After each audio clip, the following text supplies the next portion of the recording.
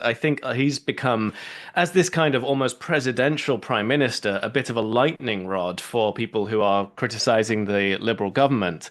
Now, Justin Trudeau has announced, you heard some of it here on Times Radio Drive, he's announced that he's resigning both as leader of the Canadian Liberal Party and as Prime Minister. He delivered that statement on national TV, acknowledging what is now a political deadlock. I'm a fighter.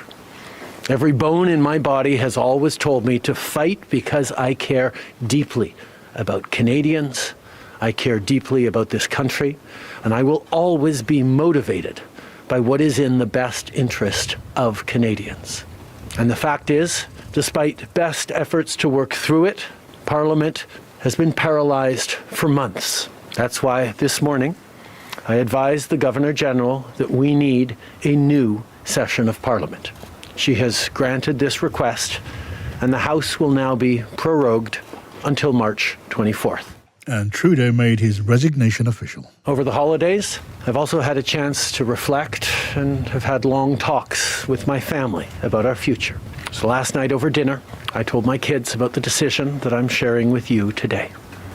I intend to resign as party leader, as Prime Minister, after the party selects its next leader through a robust, nationwide, competitive process. Last night, I asked the President of the Liberal Party to begin that process.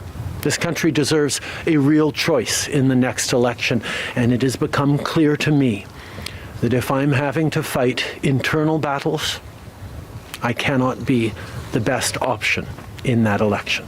And that was that. Now, Trudeau has led the Canadian Liberals for 11 years. He was PM for 9 years, but his and his party's popularity has tanked. Let's talk to Jay Cockburn, who's a journalist in Toronto. Hello to you, Jay.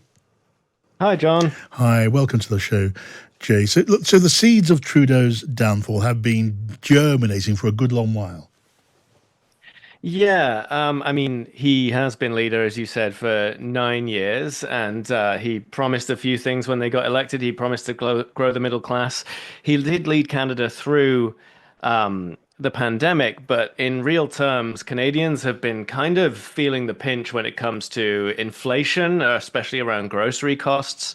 We have a pretty severe housing crisis here in Canada, and I think he's become, as this kind of almost presidential prime minister, a bit of a lightning rod for people who are criticizing the Liberal government.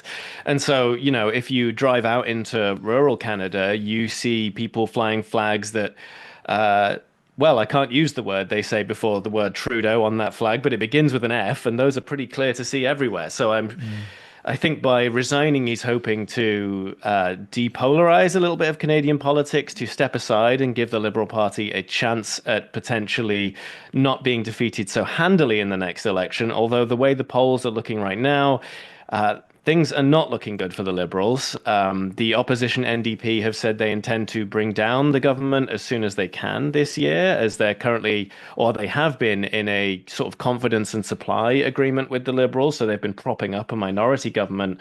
And that means as soon as there is a no confidence vote, it's quite likely that there will become a federal election. It sounds like we're seeing here in Canada an example of the pain that's being suffered by incumbent parties and incumbent governments all over the world, in the democratic world, on both sides of the Atlantic, Jay. And meanwhile, the election of Donald Trump, that compounded things, didn't it? It confronted Trudeau and his government with some painful decisions. You're exactly right, John. I mean, we're about to vote out a centrist government here in Canada, or at least the polls are pointing towards that, for pretty much the same reasons that the UK just voted in a centrist government. You know, inflation, incumbency, people who were leading governments through a pretty terrible time are being criticized for it. And now with Donald Trump coming into office in the US, something that the Liberal Party will definitely be thinking about is, who can stand up to Donald Trump? Who can hold their own when he's threatening tariffs? I mean, you have to remember that Canada's largest trading partner is the US. It is hard to overstate how important the US is to our economy here. They are the elephant that sleeps beneath. You know, it's a scale that's really hard to overstate.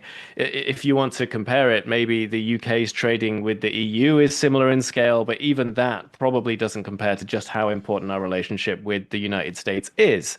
And so when you have Donald Trump threatening, 20-25% tariffs on Canadian goods, Canada by far is a net exporter to the US. The Liberals want to portray some sense of stability and have someone who maybe could be viewed as, a long-term experienced politician who's dealt with Trump before, who can get the country through that potential trade war.